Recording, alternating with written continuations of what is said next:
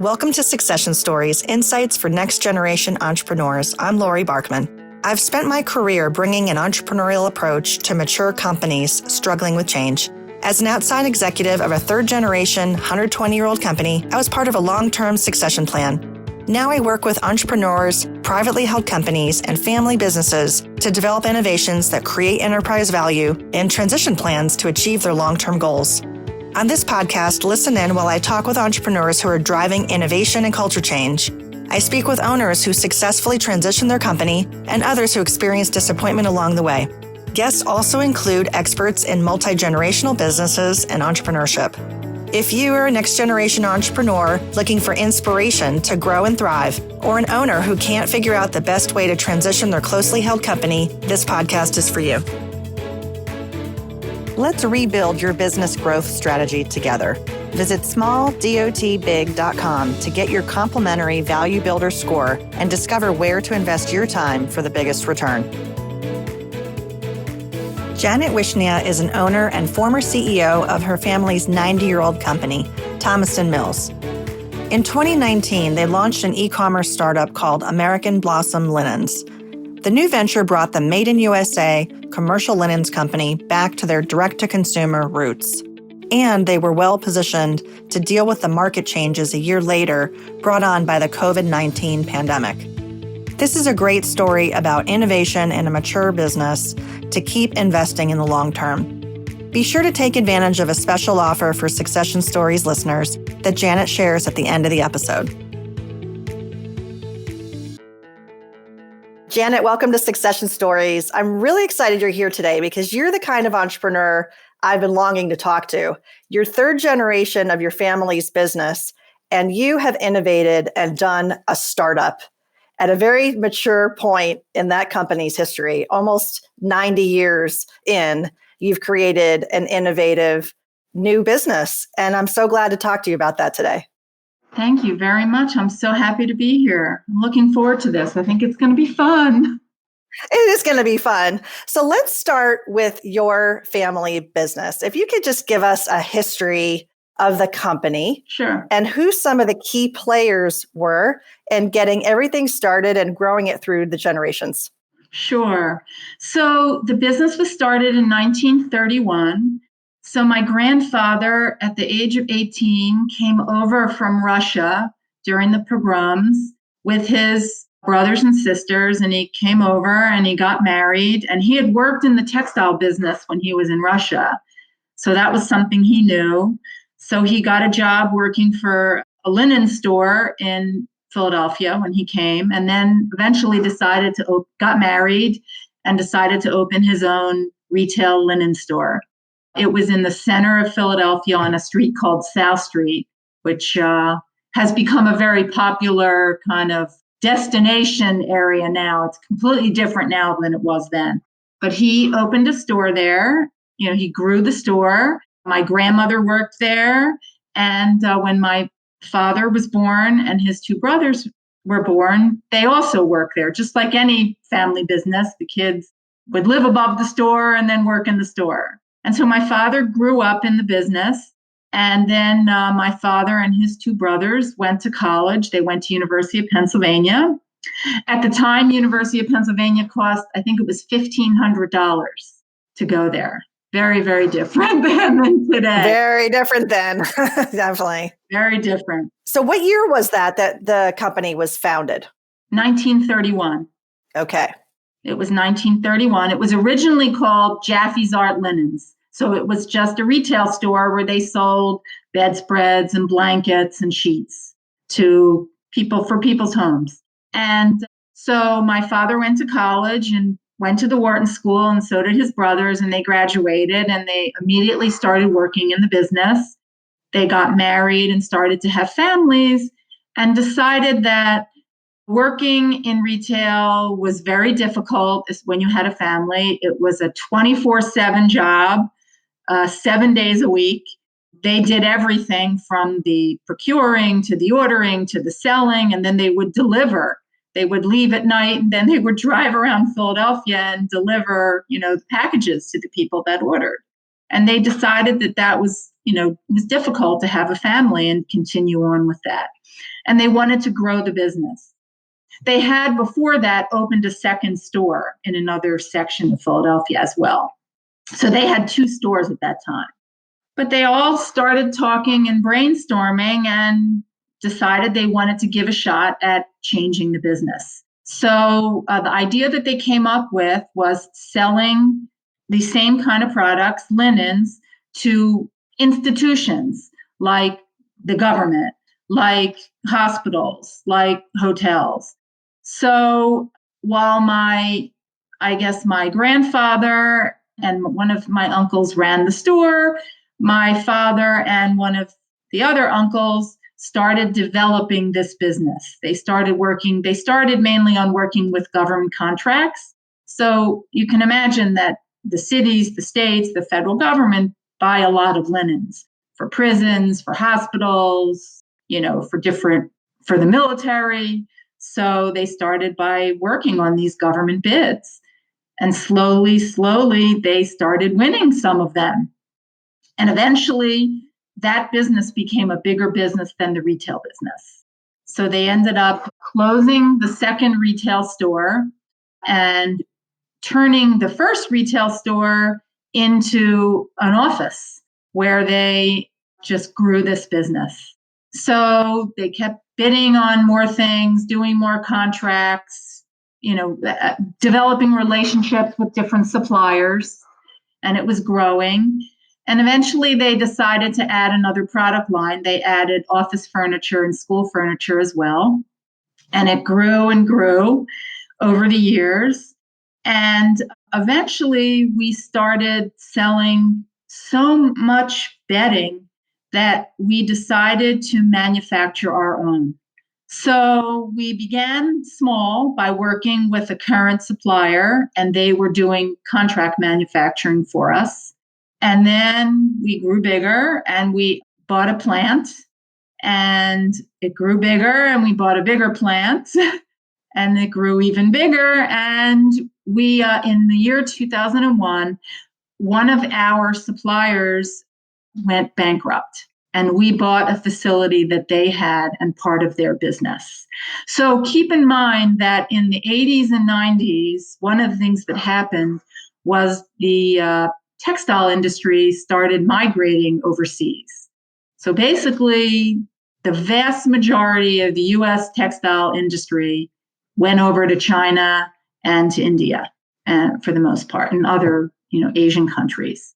It was devastating for a lot of the companies, which were mostly in the South, but some were in New England as well. Pretty devastating. A lot of the manufacturing facilities closed and moved their production overseas. A lot of jobs were lost. A lot of jobs, something like 500,000 jobs, maybe more, were lost at that time.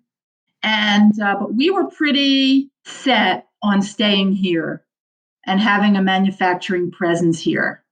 It was kind of very important to us. It was something we were taught, that we really wanted to employ people here. So by that time, obviously in 2001, I was already in the business.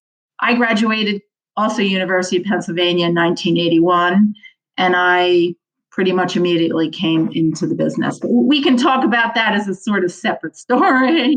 Yeah. We'll definitely come back to that. I definitely want to hear about your experience. Yeah. There's a couple of things I want to circle back on in your family's history. So these 3 brothers worked together for years and years. Years. In fact, my father just passed away 2 months ago. Oh, I'm so sorry. He was 4 weeks shy of 95.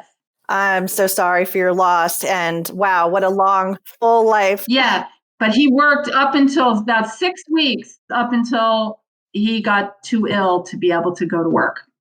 He was proud for his company and what they built. I'm very sure of it. Oh, yeah. Yeah, to work till that age. That's amazing. Oh, yeah. Did he have a good relationship with his brothers? Oh, yes. They were very tight.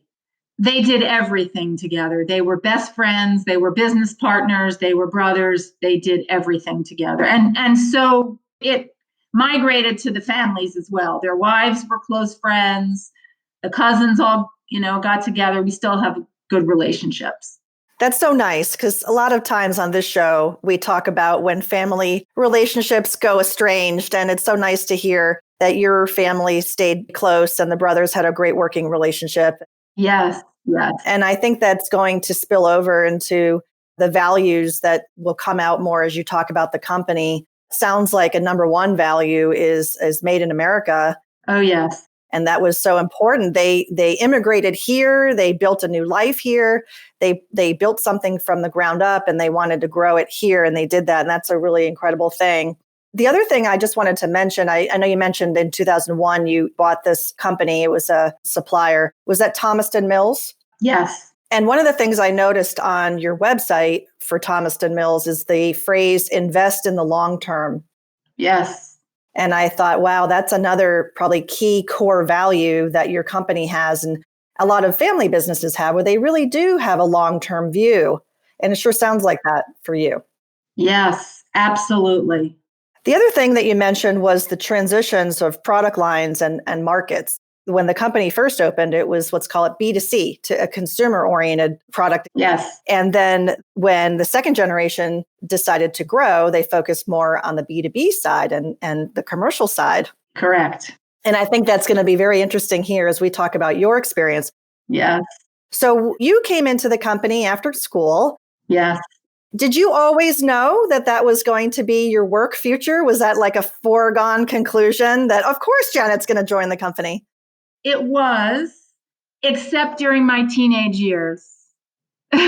So I basically started working, I have to say, when I was about 4 years old. I'm the oldest of three daughters.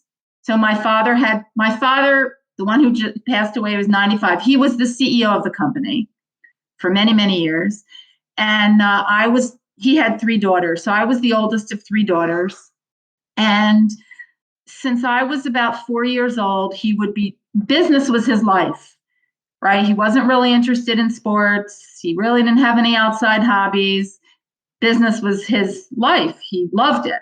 And so he would talk about it all the time. And when I was a little kid, he'd be working all the time. He would come home from work and he would sit at his desk in his bedroom at the time. And I would be watching TV and I would sit next to him and he would tell me about what he was doing and he would have me help with what he's doing as well. So eventually he would have me, he would be working on doing paying bills or something like that. And he would give me all the bills and I would put them in the envelopes. So that was kind of the beginning of it. And then over time, as I got older and could do more, when I was in elementary school and middle school, during summer vacation and winter vacation, I would go to work with him and I would help. I would do filing and I'd meet the people and he'd take me out to lunch and it was fun. That's so awesome. And then as I got older, when I was in high school, I started actually doing real work there. I would help in customer service. I would be, I guess, like an intern, do various things. Sure. Now, what about your sisters? Your sisters too? My sisters did it a little, but I did it more. I guess because I was the oldest. He was grooming you. Yeah. He was grooming me. And I guess I had a little more, I liked business more than they did. So they each had different areas that they enjoyed, working in. But that's great that he brought you in and he was really mentoring you from the start. From the start, yeah. But I went to college and I guess I went through a little bit of rebellion. And I decided I did not want to go to the Wharton School and did not want to study business. Instead, I was going to study anthropology, which I loved and which I learned a lot from. I learned how to be analytical and how to write and things like that. And then I went through college and I got to my senior year and I was, well, now that I'm going to have an anthropology degree, what am I going to do with this? how am I going to support myself? And at the time, I was already dating my husband. And he said, you really are good at business. You really have a talent for it. You really should give it a try. So by that time, it was the end of senior year, and I really didn't have any other opportunities. So I said, okay. And that was kind of the beginning of it. I took I think a week vacation after college, and then I went right to work. And I did find out that I really liked it. And I've pretty much stayed since then. And now I'm 61. And so you've been in the company about 40 years or so. I have. And so when you became CEO, I want to talk about the succession. Your dad was CEO for years and years.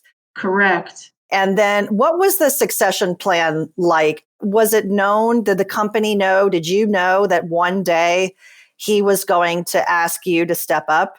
I would say yes. I am not the CEO now. One of my cousins is, and we could talk about that. But I was for a number of years. And how long till you worked in the company you became CEO? So I guess about 30 years. I don't remember the date. I think it was 2005, 25 years. Okay.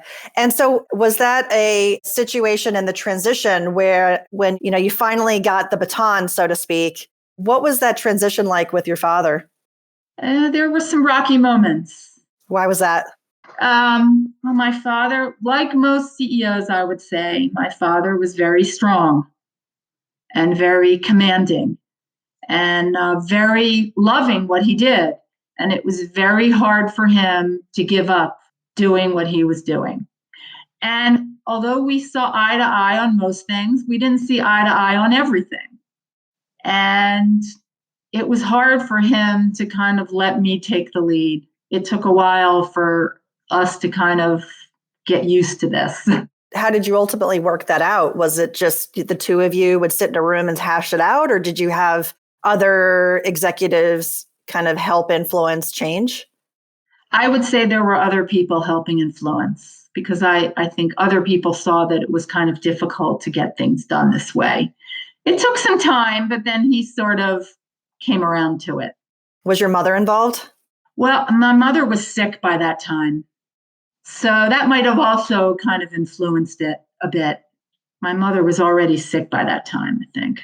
Okay. Yeah. So for him to be going 100 miles an hour and so involved to having someone else making decisions and in the chair, so to speak, what did he end up doing? Did he end up going to more of a chairman role? Yes, that's what he did.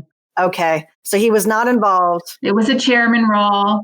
And there were certain things that he loved procurement and negotiation. So he kind of stuck with that end of things. He still had part of his job was kind of overseeing a lot of that procurement and negotiations. So that kind of kept him busy. Kept him busy. Involved, but not necessarily in the big day-to-day. Yeah. From a governance standpoint, just curious, does your company, or at the time of all of these changes, was there a advisory board or an independent board of directors that helped with this? No, we did not. We did not have we had we had a lawyer and an accountant who we were very close to, and so they were advising us about things, but we did not have an official advisory board. Okay, great. All right, well, transitioning a little bit here to talk about the company and your creation of a new company, a new entity. Yeah. So you've kind of caught us up to Thomaston Mills and that acquisition and adding another factory and really growing the business to business linens lines. Yeah. To hotels and government entities. And now we're going to fast forward. So tell me about American Blossom Linens, which was the startup. Yeah. So my daughter got married. She had kids. And I think I sort of decided I wanted to step down from the day-to-day CEO role and kind of do something different. So we had also I had mentioned to you before, we had a furniture area, which I can't remember the year we sold it now. I want to say it was 2015, 2014. might have been before my mother passed away. I can't remember the year anymore. But we had a furniture area and we decided to sell that business. So we sold that business and we just ended up back in the textile business. And I decided a few years after that I wanted to step down and be maybe a little more involved with my grandkids and my kids and to do something a little different. So it took a little bit of time, but as you know, I guess the current administration came into power and there was a lot more publicity about Made in America. And it got me thinking that, and then the whole growth of the whole direct to consumer business. It got me thinking we had a lot of really wonderful products that we sold to hotels. And maybe we could take one of those things and give a try direct to consumer, kind of go back to our roots and see what would happen. So we took one of our hotel products, but we made some changes to it, and we decided to make it with 100% organic cotton, because obviously there's a whole lot more interest in the environment now. And we added some features to the product to make it a higher end product. We made the sheets a bit bigger. We made the elastic a bit thicker. We did packaging that has no plastic in it. And it took about a year, I guess, to develop the product. And we decided to give a try at launching this business. So we launched in 2019 and it grew. And keep in mind that I knew nothing about the retail business. I knew a lot about B2B. I knew about B2B advertising and sales, but I knew nothing about B2C. And really neither did anybody in our company. We all learned. For example, the gentleman that built the website, our IT director, he knows a lot. He knows a lot about enterprise systems. We have an Oracle enterprise system to run our B2B business, but he really didn't know anything about building a website. And he took it upon himself to learn about how to build a website along with people that work with him. And so we all were learning. It was fun because we were all learning new things. I learned about designing the website. I learned about advertising. It was funny because we went live with the website at the beginning of January in 2019. And I thought, oh, we're going to turn the website on and we're just going to get orders flooding in. No, it doesn't work like that. No. Not at all. No. I love how you said you're going to take a step back from the day-to-day, and then you created a whole new e-commerce entity, which I'm guessing did not get you out of the day-to-day at all. No. Sounds like you were very much in it. Yeah, no, I was in it, but that's just my personality, I guess. I guess I didn't realize at the time when I made that decision how much in it I was going to have to be, but it's all fine because I love it. That's fantastic. And I have to say, I have a lot of help. So it does allow me to take off time here and there to be with my grandchildren and do things in that area of my life. Yeah. Of course. And also from a team perspective, I'm just so interested to know how this came about, because there's a lot of mature companies out there, especially now with the pandemic and everything's changing. And some companies had to pivot to digital execution very, very quickly. Yep. I think in hindsight, and if I could use the phrase hindsight in 2020, of course, here we are. Yeah. But this all happened in 2019. So you were a year plus ahead of where everyone now is sort of scrambling. Yes. And so you kind of got lucky there. But I guess for the discussion of the process, you said it took about a year for product development, but what did you do from a customer discovery standpoint? It looked like you did a competitive analysis to understand the products. Oh, yeah. But how about understanding the market and the customer needs or customer desire for this, to give the audience a sense of what goes into creating a new product or a new service or going into a new market, this is not typically something you do overnight, right? No. And you guys had the benefit of time. So tell us about how it worked for you. Well, we did a lot of research. We asked people questions. And I think one of the things you do when you develop a product, you want to do something you're going to like. So I kind of said, well, what would I like as a mature female living today? So we did do a little bit of market research. We did pay somebody to help us with a little bit of market research, but we didn't spend a lot of money on that. Again, because we were trying to bootstrap it. It was a startup, and we were really bootstrapping it. So we did all that, and we just talked to friends and find out, what people would like and not like.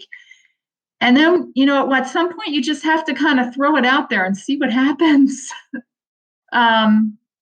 You know, Finding customers was something I really didn't know how to do.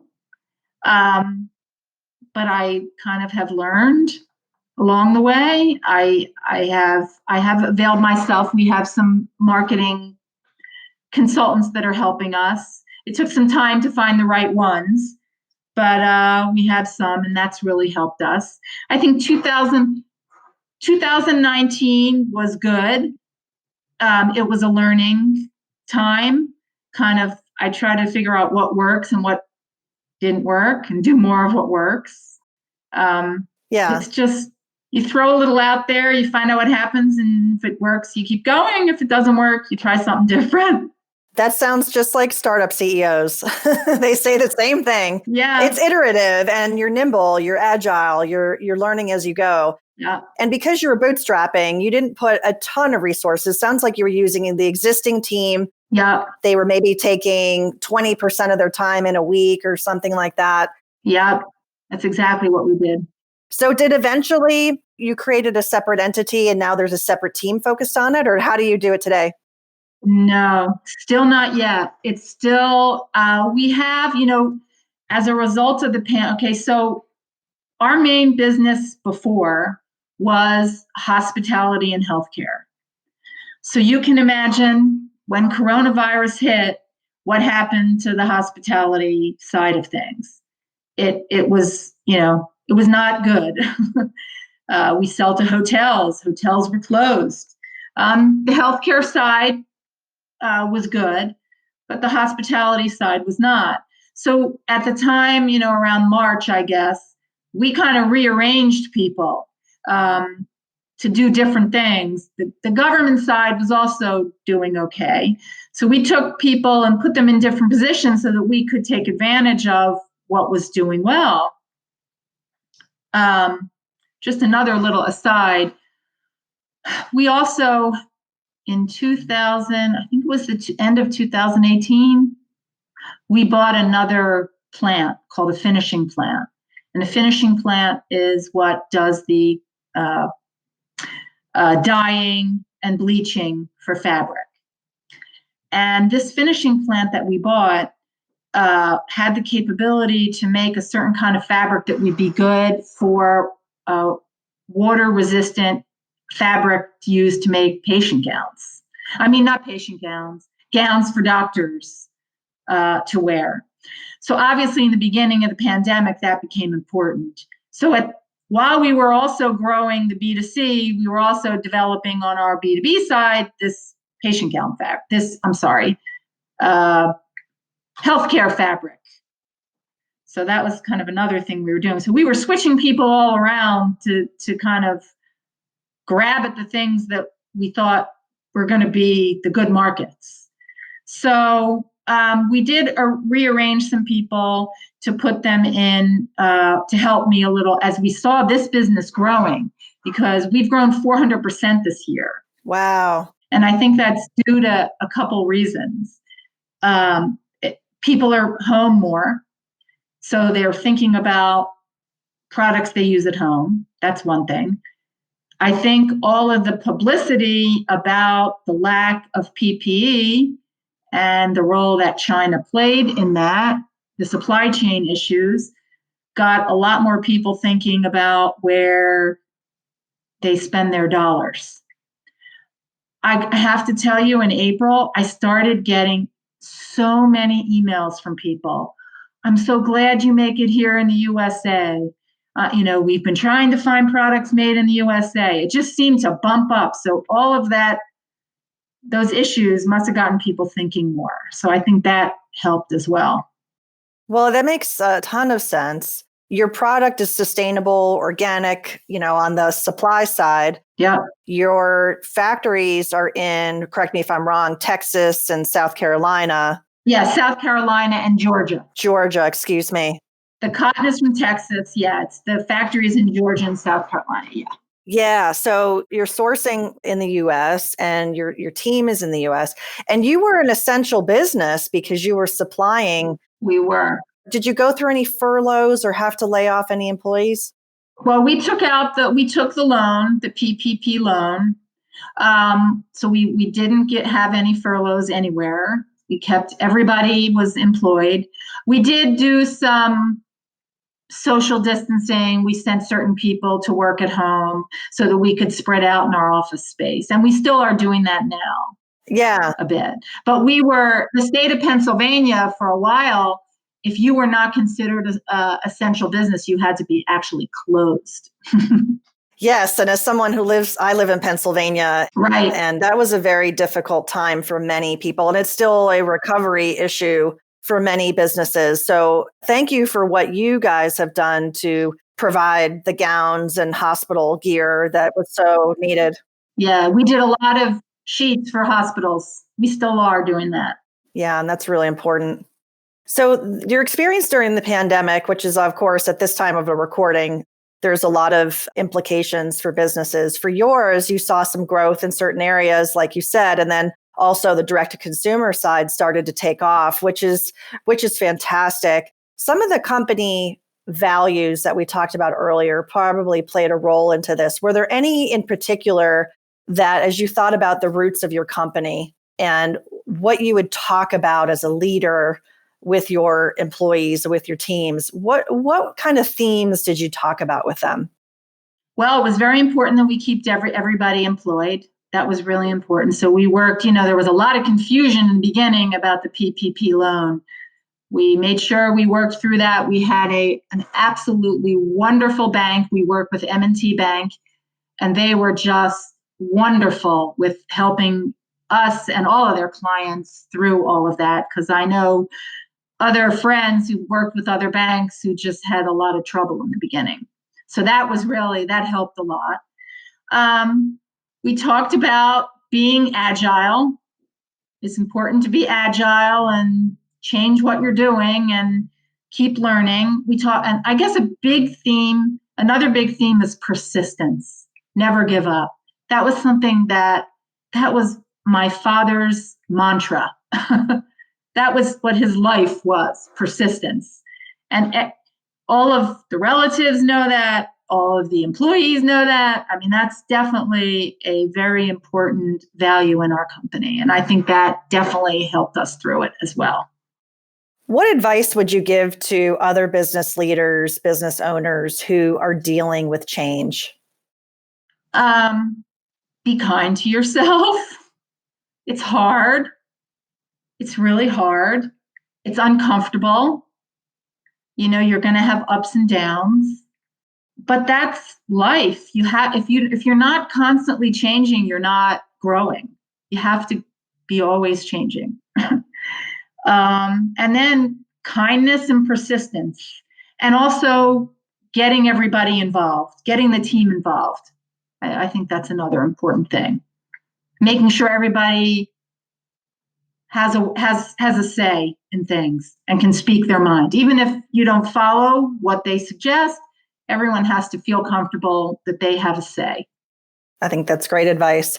How do you think about fear? It sounds like the new venture that you took on wasn't super risky, right? You didn't take on any extra money or loans. You bootstrapped it. Right. So how did you feel about taking risk at that time? And then how would you advise leaders to kick fear to the curb? Well, I mean, I definitely am fearful at times, to be honest. I think everyone is. I have to say I have a good support system. My husband is my rock. He definitely helps me through those times. Exercise helps me through those times. But I don't know, if you're fearful and you don't take a risk, again, you don't grow. And like, what's it all about if you're not growing and learning? So, you got to assess the risk.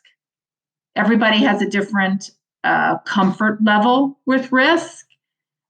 Certainly from we did have to put out some money for inventory. When the process of manufacturing a textile item, believe it or not, it's a long process from the buying of the cotton to the spinning of the yarn. It doesn't happen overnight. So you have to, you do have to invest. You have to put out capital for that. And certainly it was a little scary. We were buying something that we wouldn't really be able to use in hotels. It was a very higher priced item. Even though we do sell upper echelon hotels, this was really a much higher price item. So we did have to make a capital investment, and it was a little scary thinking, what if I don't sell that? But if you don't take a chance, you never learn. That's it. Yeah. Yeah. No, I think that's right. What's the toughest part about being a leader of a family enterprise? Oh boy.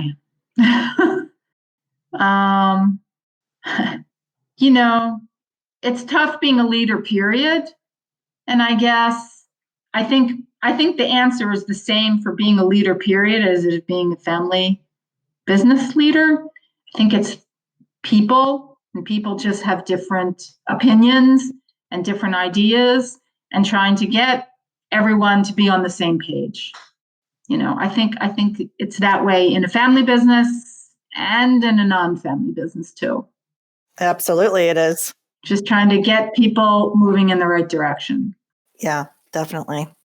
One of the things that my father and his brothers taught us, they wouldn't always agree on everything either. I mean, we definitely saw that. We saw that, the employees saw that, but they would disagree when they were at work. But when they left to go to lunch, they were friends and loving brothers again. So there was no grudges held, no bad feelings. Work was work and family was family. It was two kind of different realms. They were able to separate it and move on. Yes. And they taught us that too. That's important. And I'm sure that's an important aspect of your leadership style. And also, I would assume with your cousin now as the CEO and how he's running the business. Yeah. Yeah. Which leads me to the next couple of questions, just starting to wrap it up here for us today. Thank you so much for taking your time. I'm curious how people can find you online and find your company. So our website is AmericanBlossomLinens.com. We have Instagram and Facebook, and it's at AmericanBlossomLinens.com. And you can find me there and the company there. Awesome. And I think you said you had a special discount you wanted to offer the listeners, which we super appreciate. So is there something special that they can do if they're interested in trying out some products? Yes, we'd love to have them give it a try. The code would be Succession20. Succession20. Succession20 for 20% off your first order. Just type it in to the discount box. Awesome. Thank you so much for doing that. And so last question for you, I love to ask all my guests, is if you have a favorite saying or mantra regarding entrepreneurship. I think it's the same answer I gave before. It's persistence and kindness. Just being kind to the people around you, developing your team, but just being persistent and showing everyone that you're persistent. And if something doesn't work, change course. That's kind of the way I live my life, pretty much. I love it. Persistence. And it's such a powerful word right now, and helping people get through to what's next for them and their companies and their lives. Yeah. Janet, thank you so much for being here today. It was really fun to hear about your story. Oh, thank you. The growth of your new company, and congratulations on its success. And thank you for all you're doing. Thank you so much for having me. I really had fun. Innovation, transition, growth. Easy to say, but hard to do. If you're an entrepreneur facing these challenges, I get it. I work with businesses from small to big for strategic planning with your team to achieve your vision. Visit smalldotbig.com to schedule a call with me. I'd love to connect with you. Be sure to catch the next Succession Stories episode with more insights for next generation entrepreneurs. Thanks for listening.